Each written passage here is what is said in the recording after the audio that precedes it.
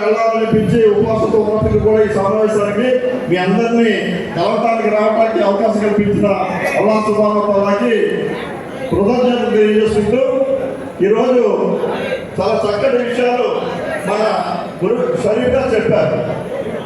ఎందుకంటే చాలా మంది బీజేపీతో స్నేహం చేస్తున్నారు, ఏదో జరిగిపోతుందని తప్పుడు ప్రచారం చేస్తూ ఉన్నారు.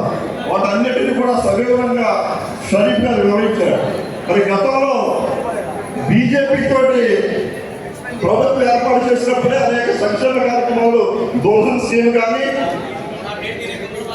అనేక కార్యక్రమాలని మరి బీజేపీతో ఉన్నప్పుడే చంద్రబాబు నాయుడు గారు ఇచ్చారు. అలాగే మౌజానికి ఇమాములకి జీతాలు కూడా ఈ దేశంలో మొట్టమొదటిసారిగా మన రాష్ట్రంలో చంద్రబాబు నాయుడు గారు ఇచ్చిన సంగతిని మనం గుర్తుంచుకోవాలి. బహుశా ఇక్కడ మౌజాని ఇమాములు చాలా మంది ఉన్నారని నేను భావిస్తూ ఉన్నాను.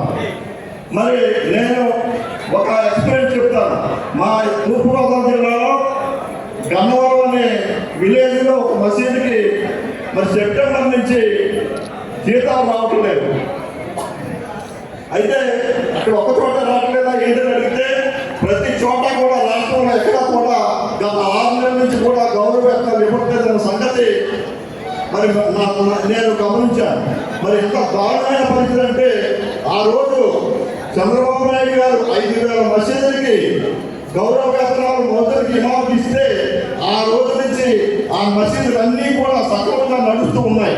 నిజంగా ఆ రోజుని ఆ గౌరవ వేతనాలు ఇవ్వకుండా ఉంటే ఎన్నో మసీదులు జీతాలు లేక మూతపడే పరిస్థితులు